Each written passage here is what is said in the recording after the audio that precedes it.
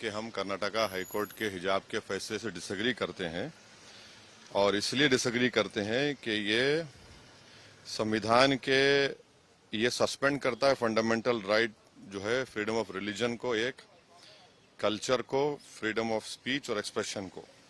और ये आर्टिकल 15 को भी कि जो डिस्क्रिमिनेशन अलाउड नहीं है रिलीजन के ऊपर, वो उसका भी वायलेशन करता है। तो ये 4-5 चीजों के लिए हम सुप्रीम कोर्ट हाई कोर्ट के जजमेंट के हम डिसएग्री करते हैं। और तीसरी बात यह है कि एसेंशियल रिलीजियस प्रैक्टिस हिजाब नहीं है। आप कैसे डिसाइड करेंगे एसेंशियल है ही नहीं है? आखिर बात कहाँ खत्म होगी? मस्जिद की बात हुई तो आपने कहा मस्जिद एसेंशियल नहीं है, दाढ़ी की बात हुई आपने कहा दाढ़ी एसेंशियल नहीं है, अब आप बोल हिजाब नहीं है। इसीलिए हम ये कहते हैं कि इसको सुप्रीम कोर्ट में अपील करने की जरूरत है। और सुप्रीम कोर्ट जो साबरीमाला का हियर कर रहा है जजमेंट को, उसमें हमको ये चाहिए कि हम अपील करें। इसीलिए हम करें सुप्रीम कोर्ट में उसको अपील करनी चाहिए। और अगर कोई मुस्लिम लड़की ये कहती है कि हिजाब मेरे फेथ का एसेंशियल है, तो किसी मुसलमान को भी अख्तियार नहीं है कि वो डिसाइड कर एसेंशियल ही नहीं है, वो उसका राइट है। फ्रीडम ऑफ कॉन्शियंस संविधान में है और वो बड़ा इंपॉर्टेंट चीज है। और छठी बात यह है कि आप ये कह रहे हैं कि यूनिफॉर्म, भाई यूनिफॉर्म अगर पहनने से जात नहीं मालूम होती कौन सी कास्ट का है कौन सी कास्ट का नहीं है।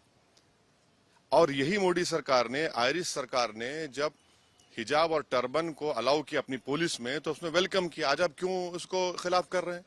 तो इसीलिए हर एतबार से ये संविधान के जो हमने आपसे कहा, right to culture, freedom of religion, freedom of expression, freedom of conscience, और आर्टिकल 15 का ये वायलेशन होता है। और संविधान का प्रियम्बल जो है ना, प्रियम्बल बड़ा इंपॉर्टेंट है।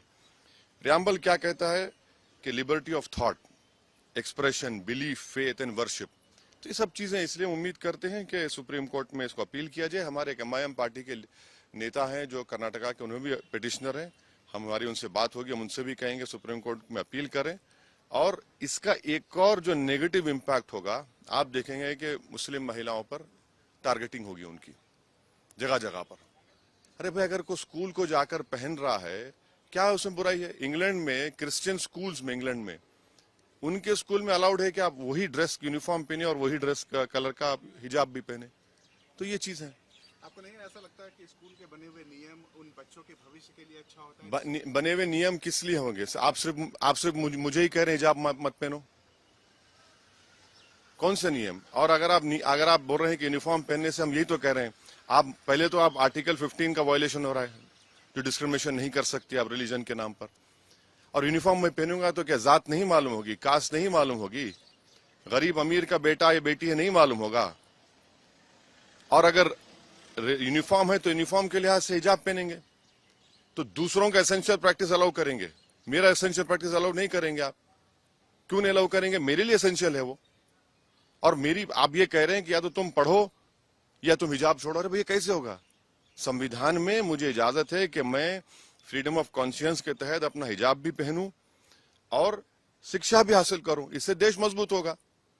लेकिन सरकार में मंत्री ये आरोप लगा रहे हैं कि मुस्लिम समुदाय के लोग अपने बच्चे और बेटियों को पढ़ाना नहीं चाहते हैं। बकवास है, झूठ बोल रहे हैं। भारत में 3 स्टेट्स हैं, तेलंगाना, कर्नाटका और एक स्टेट है, जहां पर मुस्लिम बच्चियां हिंदू बेटियों के बराबर स्कूल में पढ़ रही हैं। क्या बकवास बात कर रहे हैं? उससे क्या हासिल होगा? मॉडर्निटी की निशानी यह है कि हिजाब ना पहने। मॉडर्निटी की निशान यह है कि हम सब चीज अपने रिलीजन के प्रैक्टिस छोड़ दें। ये मॉडर्निटी ये नहीं है, हम इसको नहीं मानते इन चीजों को। भाई, संविधान के तहत मुझे अपने कल्चर को, अपने फ्रीडम ऑफ कॉन्शियंस को, एक्सप्रेशन को लेकर चलने की इजाजत है। और वो लड़कियां तो पढ़ना चाह रही हैं। अच्छा, आखिरी बात, मेरे हिजाब पहनने से किस तकलीफ क्या हो रही है? भाई, मैं क्या रोड पे धरना दे रहा हूं, ट्रैफिक रोक रहा हूं? भाई, हिजाब सर पे हिजाब पहन रही है हमारी बेटी, उससे आपको हार्म क्या हो रहा है?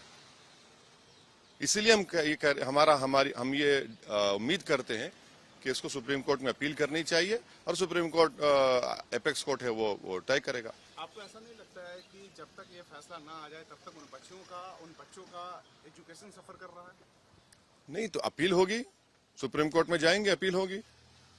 संविधान, हम तो ये कह रहे हैं ना कि ये जजमेंट से हम डिसएग्री इसलिए करते हैं कि ये संविधान के फंडामेंटल राइट्स को सस्पेंड करता है। जब संविधान के फंडामेंटल राइट्स सस्पेंड कर रहा है तो उसको बहाल करने की जरूरत है।